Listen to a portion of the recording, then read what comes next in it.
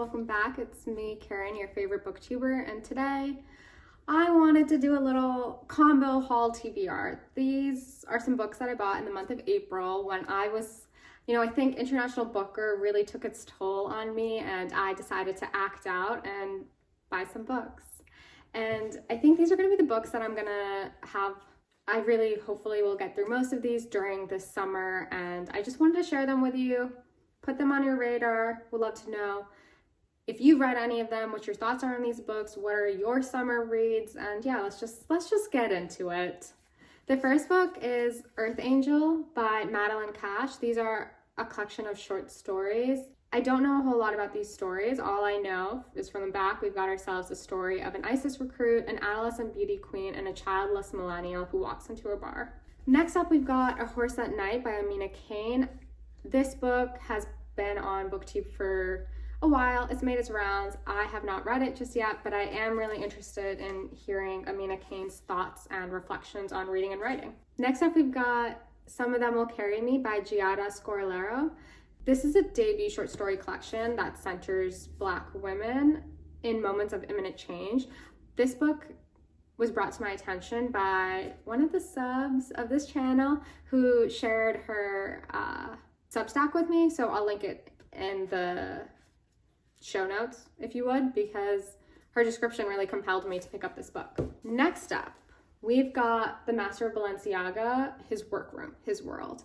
This is a biography, and I don't know, it sounds really interesting. I think Balenciaga's life is very fascinating, and there's a lot of comparisons between Cristobal Balenciaga, and Demna, who's the current creative director of Balenciaga. Both of them are immigrants. They've experienced war. Yeah, so I just think that this would be a fun read. Next up, we have Thinking Through Fashion. This is a theory book, and I've been meaning to read this for a while, and I'm really glad that I bought this in the US instead of in the UK, because I've seen this book in bookstores in the UK, and it's a lot shorter and thicker, and I appreciate that, this is something I can read. The other book really kind of scared me. Next up, we have Fighting for Faith and Nation, which is by Cynthia, Keppley, Mahmood. The ethnic and religious violence that categorizes the late 20th century calls for new ways of thinking when writing about politics. Listening to voices of people who experience political violence, either as victims or as perpetrators, gives new insight into both sources of violent conflict and the potential for its resolution. Going beyond such easy labels as fundamentalism and terrorism, the author shows how complex and multifaceted the human experience of political violence is. Drawing on her extensive interviews and conversations with Sikh militants, she presents their accounts of the human rights abuses they suffer in India, as well as their explanation of the philosophical tradition of martyrdom and meaningful death in the Sikh faith. After reading Zafarnama earlier in the year and considering some of the political things that happened in Punjab, topics like this have been on my mind, so I am interested in diving into this book. I wasn't expecting it to be a hardcover, and so that's interesting.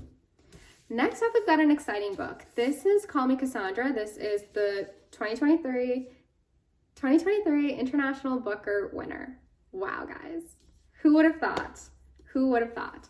So I don't really know a lot about this book. It's just a running bit because I wrongly put it on the International Booker predictions video. But basically, this tells a story of a 10-year-old who thinks that he is Cassandra and has visions, I believe.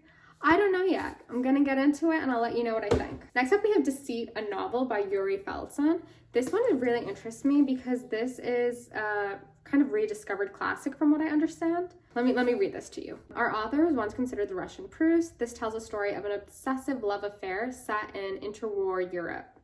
This is an experimental novel in the form of a diary. I'm really looking forward to this one. It's been on my radar for a while. Final book, and you'll kind of see a theme here. This goes back to the other Sikh-related book. This is Royals and Rebels, The Rise and Fall of the Sikh Empire by Priya Atwal. Oh no. The flap was folded. Oh, there's photos too, how nice. Okay, this is a painting, a miniature painting of Guru Nanak. Can you guys see? Early 18th century painting. Anyways, so this is a dazzling history of the powerful women and men who forged a dynasty to rival the Mughals and the British. There's one other book, I think, two more. Oh boy. There's two more books that I'm waiting on when I made this mad over-the-top order. One of them is about Punjab, and then the other is, I think, a collection of short stories. Short stories are on my mind. Clearly, there's something going on in the air. Okay, that's the video. That's everything that's on my immediate TBR for the summer. You know, things will change. Who knows? I might not get to all of these, but they're definitely very high on my list. And if you guys have any books that you are hoping to read this summer, or, you know, any themes that you're interested in exploring this summer, I would love to hear. I really want to know what you're reading and what are you hoping to get to this summer. And with that, I will see you guys later. Thank you.